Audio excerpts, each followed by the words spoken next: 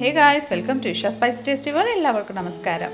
ഇന്ന് നമ്മൾ തയ്യാറാക്കുന്നത് വളരെ ഹെൽത്തി ആയിട്ടുള്ളൊരു മഖാന ദാൽ കറിയാണ്. നമ്മുടെ താമരവിത്തവും പരിപ്പും കൂടെ ചേർത്തുള്ളൊരു അടിപൊളി ഹെൽത്തി കറിയാണ്. തീർച്ചയായിട്ടും ഈ റെസിപ്പി നിങ്ങൾ ഒറ്റത്തവണ ഒന്ന് തയ്യാറാക്കി നോക്കിക്കോളൂ. നിങ്ങൾക്ക് എല്ലാവർക്കും ഇഷ്ടമായിരിക്കും. വീണ്ടും ഇതേ രീതിയിൽ തന്നെ തയ്യാറാക്കുകയും ചെയ്യും കേട്ടോ. കുട്ടികൾക്ക് ചോറിൻ്റെ ഒപ്പം കഴിക്കാൻ കൊടുക്കുകയാണെങ്കിൽ വളരെ ഹെൽത്തിയാണ്. കുഞ്ഞു കുട്ടികൾക്ക് എരിവ് കുറച്ച് ചേർത്താൽ മതി. അത്രയ്ക്ക് ടേസ്റ്റി ആയിട്ടുള്ളൊരു ദാൽ കറിയാണ്. സോ റെസിപ്പി എല്ലാവരും സ്കിപ്പ് ചെയ്യാതെ കണ്ടോളൂ. കണ്ടതിന് ശേഷം നിങ്ങളുടെ ഫീഡ്ബാക്ക് എന്നിൽ അറിയിക്കാൻ മറക്കല്ല. അപ്പോൾ പെട്ടെന്ന് തന്നെ റെസിപ്പിയിലോട്ട് കിടക്കാം. അതിനായിട്ട് ഒരു ബൗളിലോട്ട് ഒരു അര കപ്പ് ചെറുപയർ പരിപ്പ് ചേർത്ത് കൊടുക്കാം. ഇനി ഇതിലോട്ട് ഒരു അര കപ്പ് നമ്മുടെ പരിപ്പൂടെയൊക്കെ ഉണ്ടാക്കുന്ന കടലപ്പരിപ്പാണ്. അതും കൂടെ നമുക്ക് ഈ ഒരു ബൗളിലോട്ട് ചേർത്ത് കൊടുക്കാം. ഇനി നമുക്ക് ഈ പരിപ്പുകൾ നന്നായിട്ടൊന്ന് വാഷ് ചെയ്തെടുക്കാം. നോക്കിക്കോളൂ, നന്നായിട്ട് ഞാനിവിടെ വാഷ് ചെയ്തെടുത്തിട്ടുണ്ട്. ഇനി നമുക്ക് ഇത് വേവാൻ വേണ്ടിയിട്ട് ആവശ്യമനുസരിച്ച് വെള്ളം ചേർത്ത് കൊടുക്കാം. നിങ്ങൾ ഡയറക്റ്റ്ലി കുക്കറിൽ ചേർത്തിട്ട് വെള്ളം ചേർത്താലും കുഴപ്പമൊന്നുമില്ല. ഞാനിവിടെ ഈ ബൗളിലോട്ട് തന്നെ ഒരു 3 കപ്പ് വെള്ളം ചേർക്കുന്നുണ്ട്. നമ്മുടെ കടലപ്പരിപ്പ് വേകാൻ വേണ്ടിയിട്ട് ഇത്തിരി താമസമുണ്ട്. അതുകൊണ്ട് നമ്മൾ 3 കപ്പ് വെള്ളം ചേർത്തതിന് ശേഷം ആ കുക്കറിലോട്ട് നമുക്ക് ഈ പരിപ്പും വെള്ളവും കൂടെ ഒന്ന് ആഡ് ചെയ്ത് കൊടുക്കാം. പരിപ്പ് കുക്കറിലോട്ട് ചേർത്തതിന് ശേഷം നമുക്കിതിലോട്ട് നമ്മുടെ താമരവിത്തം മഖാന നമുക്ക് ആഡ് ചെയ്ത് കൊടുക്കാം. ഇത് ഞാൻ ഒരു ബൗള്, അതായത് ഒരു പിടിയോളം നമ്മുടെ മഖാന എടുത്തിട്ടുണ്ട്. അത് നമുക്ക് ഇതിലോട്ടൊന്ന് ചേർത്ത് കൊടുക്കാം. ഇനി നമുക്ക് ഇതിലോട്ട് നല്ല പഴുത്ത തക്കാളിക്കാണ്. അത് ഒരു തക്കാളിക്ക മീഡിയം സൈസാണ്. അത് ചോപ്പ് ചെയ്ത് അതും കൂടെ ആഡ് ചെയ്ത് കൊടുത്തിട്ടുണ്ട്. ഒരു 1/4 ടീസ്പൂൺ മഞ്ഞൾപ്പൊടി, ആവശ്യാനുസരിച്ച് ഉപ്പും കൂടെ ആഡ് ചെയ്തതിന് ശേഷം ഒരു 1/2 ടീസ്പൂൺ നെയ്യും കൂടെ ചേർത്ത് കൊടുക്കാം. നെയ്യ് ചേർക്കുമ്പോൾ നല്ലൊരു ടേസ്റ്റും പ്രത്യേക ഒരു ഫ്ലേവറുമാണ് കേട്ടോ. ഇനി നമുക്ക് ലിഡിട്ട് ക്ലോസ് ചെയ്ത് ഒരു 4 to 5 വിസിൽ വരുന്നിടം വരെ ഒന്ന് വെയിറ്റ് ചെയ്യാം. ഇനി നമുക്ക് മസാല ചതയ്ക്കുന്ന ആ ഉരുളക്കല്ല് നമുക്ക് എടുക്കാം. അതിലോട്ട് നിങ്ങൾക്ക് അതിൽ മിക്സിയിലാണെങ്കിലും കുഴപ്പമൊന്നുമില്ല. ഞാനിപ്പോൾ ഇതിലോട്ടാണ് ചേർത്ത് നന്നായിട്ട് അടിച്ചെടുക്കുന്നത്, അതായത് പൊടിച്ചെടുക്കുന്നത്. ഒരു 2 ഗ്രാമ്പു ആഡ് ചെയ്യാം, ഒരു ഏലക്കായ, ഒരു 5-8 കുരുമുളക് ഈ വക ആഡ് ചെയ്തതിന് ശേഷം നമുക്കിതിലോട്ട് ഒരു കുഞ്ഞു പീസ് പട്ടയം കൂടെ ആഡ് ചെയ്ത് കൊടുക്കാം. ഇനി നമുക്ക് ഇത് നന്നായിട്ടൊന്ന് ക്രഷ് ചെയ്തെടുക്കാം കേട്ടോ. അധികം പൊട്ടിച്ചങ്ങ് ഫൈനായിട്ട് ആവേണ്ട ആവശ്യമൊന്നുമില്ല. ജസ്റ്റ് ഒന്ന് ക്രഷ് ചെയ്തെടുക്കാം. അപ്പോൾ ഇതാ നോക്കിക്കോളൂ, നന്നായിട്ട് നമ്മുടെ ഈ ഒരു മസാലക്കൂട്ട് റെഡി ആയിട്ടുണ്ട്, നന്നായിട്ട് പൊടിച്ചിട്ടുണ്ട്. ഇനി നമുക്ക് ഒരു കടായി അടുപ്പത്ത് വെച്ച് കൊടുക്കാം. കടായി അടുപ്പത്ത് വെച്ചതിന് ശേഷം ഇതിലോട്ട് ഒരു 2 ടേബിൾ സ്പൂൺ നമുക്ക് ഓയിൽ ചേർത്ത് കൊടുക്കാം. ഞാനിവിടെ സൺഫ്ലവർ ഓയിലാണ് യൂസ് ചെയ്തേക്കുന്നത്. നിങ്ങൾക്ക് വേണമെങ്കിൽ സാധാ നെയ്യ് മാത്രമാണല്ലോ യൂസ് ചെയ്താൽ മതി. ഞാനിവിടെ ഓയിൽ 2 ടേബിൾ സ്പൂൺ ആഡ് ചെയ്തതിന് ശേഷം ഒരു ടീസ്പൂണ് നമ്മുടെ നെയ്യും കൂടെ ചേർത്തിട്ടുണ്ട്. നെയ്യുടെ പകരം ബട്ടറാണെങ്കിലും യൂസ് ചെയ്താൽ മതി കേട്ടോ. ഇനി ഈ വക എല്ലാം ഏകദേശം നന്നായിട്ടൊന്ന് മെൽറ്റ് ആയതിനു ശേഷം നമുക്കിതിലോട്ട് ഒരു ടീസ്പൂണ് ജീരകം ചേർത്ത് കൊടുക്കാം. ജീരകം നോക്കിക്കോളൂ, നന്നായിട്ടൊന്ന് പൊട്ടി വന്നതിന് ശേഷം ഒരു കുഞ്ഞ് ബേ ലീവ്സ് ചോപ്പ് ചെയ്ത് ആഡ് ചെയ്ത് കൊടുക്കാം. ഒരു കുഞ്ഞ് വത്തലമുളകും കൂടെ അതും കൂടെ ചോപ്പ് ചെയ്ത് നമുക്ക് ആഡ് ചെയ്ത് കൊടുക്കാം. ഇനി നല്ലൊരു ഫ്ലേവറിനായിട്ട് നമുക്കിതിലോട്ട് ഒരു 1/4 ടീസ്പൂണ് കായപ്പൊടിയും കൂടെ ചേർത്ത് കൊടുക്കാം. ഈ വക ചേർത്തതിന് ശേഷം ഞാനൊരു മീഡിയം സൈസ് സവോള തീരെ നൈസായിട്ട് നീളത്തിൽ സ്ലൈസ് ചെയ്ത് വെച്ചിട്ടുണ്ടായിരുന്നു. അത് നമുക്ക് ഈ ഒരു കടായിലോട്ടൊന്ന് ആഡ് ചെയ്ത് കൊടുക്കാം.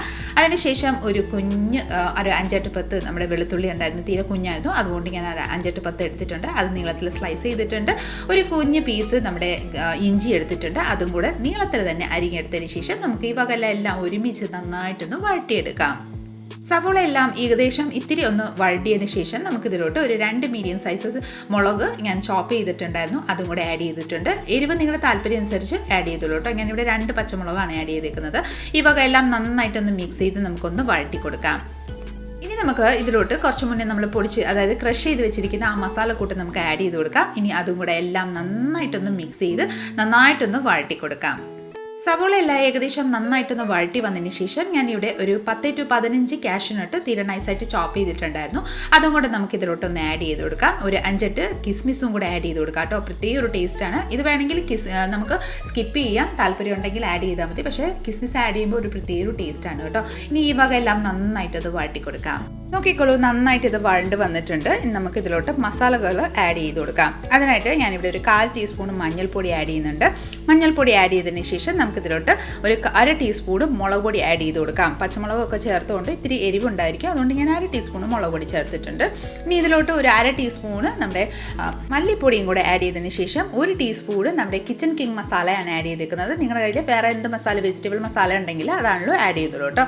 ഇനി ഒരു 1/2 ടീസ്പൂണ് കസ്തൂരി മേത്തിയും കൂടെ നന്നായിട്ടൊന്ന് ക്രഷ് ചെയ്ത് ആഡ് ചെയ്ത് നന്നായിട്ടൊന്ന് മിക്സ് ചെയ്ത് വഴറ്റി കൊടുക്കാം. ആ മസാലകളുടെ പച്ചമണം മാറുന്നതിന് വരെ ഒന്ന് വഴറ്റി കൊടുക്കാം. മസാലകളുടെ പച്ചമണം എല്ലാം മാറിയതിന് ശേഷം നമ്മൾ കുറച്ച് മുന്നേ മഖാനയും പരിപ്പും നന്നായിട്ടൊന്ന് വേവാൻ വേണ്ടിയിട്ട് വെച്ചിട്ടുണ്ടായിരുന്നു. അത് നന്നായിട്ടൊന്ന് വെന്തതിന് ശേഷം നോക്കിക്കോളൂ, നമുക്കിനി ഇത് നമ്മുടെ കടായിലോട്ടൊന്ന് ചേർത്ത് കൊടുക്കാം. ലോ ഫ്ലെയിം വെച്ചിട്ട് നന്നായിട്ടൊന്ന് ആഡ് ചെയ്ത് നന്നായിട്ടൊന്ന് മിക്സ് ചെയ്ത് കൊടുത്തോളൂ കേട്ടോ. ഈ വക എല്ലാം നന്നായിട്ടൊന്ന് മിക്സ് ചെയ്തതിന് ശേഷം നല്ലൊരു ബോയിൽ വരുന്നിടം വരെ നമുക്കൊന്ന് വെയിറ്റ് ചെയ്യാം. പരിപ്പ് നന്നായിട്ട് തിളച്ച് നല്ലതായിട്ട് കുറുകി വന്നിട്ടുണ്ട്. ഇനി നമുക്ക് ഇതിലോട്ട് കുറച്ച് മല്ലിയില ചോപ്പ് ചെയ്ത് അതും കൂടെ ആഡ് ചെയ്ത് കൊടുക്കാം. നിങ്ങൾക്ക് മല്ലിയിലയുടെ ആ ഒരു ഫ്ലേവർ ഇഷ്ടമില്ലെങ്കിൽ സ്കിപ്പ് ചെയ്തോളൂ കേട്ടോ. പക്ഷേ ആഡ് ചെയ്ത് നോക്കിക്കോളൂ, വളരെ ടേസ്റ്റിയാണ് കേട്ടോ. ഇനി മല്ലിയിലയും കൂടെ ആഡ് ചെയ്ത് നന്നായിട്ടൊന്ന് മിക്സ് ചെയ്ത് കൊടുക്കാം. ഈ സമയത്ത് നിങ്ങൾക്ക് വേണമെങ്കിൽ കുറച്ച് ബട്ടറോ നെയ്യും കൂടെ ചേർത്തുക്കാം കേട്ടോ. ഞാൻ ചേർക്കുന്നില്ല, അധികം ഇവിടെ നെയ്യ് അത്രയ്ക്ക് വലിയ താല്പര്യമില്ല, അതുകൊണ്ട് ഞാൻ ബട്ടറോ നെയ്യോ ഒന്നും ആഡ് ചെയ്യുന്നില്ല. ജസ്റ്റ് ഇതുപോലെ തന്നെ നന്നായിട്ടൊന്ന് തിളച്ചതിന് ശേഷം നമുക്കിനി ഫ്ലെയിം ഓഫ് ചെയ്ത് നമ്മൾ പെർഫെക്റ്റ് ആയിട്ട് നമ്മുടെ ദാൽ കറി ഇവിടെ റെഡിയാണ്. നമുക്ക് ഫ്ലെയിം ഓഫ് ചെയ്തിട്ട് സർവിങ് ബൗളിലോട്ടൊന്ന് സെർവ് ചെയ്തെടുക്കാം കേട്ടോ. സൂപ്പർ ടേസ്റ്റി ആയിട്ടുള്ളൊരു ഈ ഒരു മഖാന ദാൽ കറി എന്തിൻ്റെ കൂടെ നല്ല കോമ്പിനേഷനാണ് കേട്ടോ.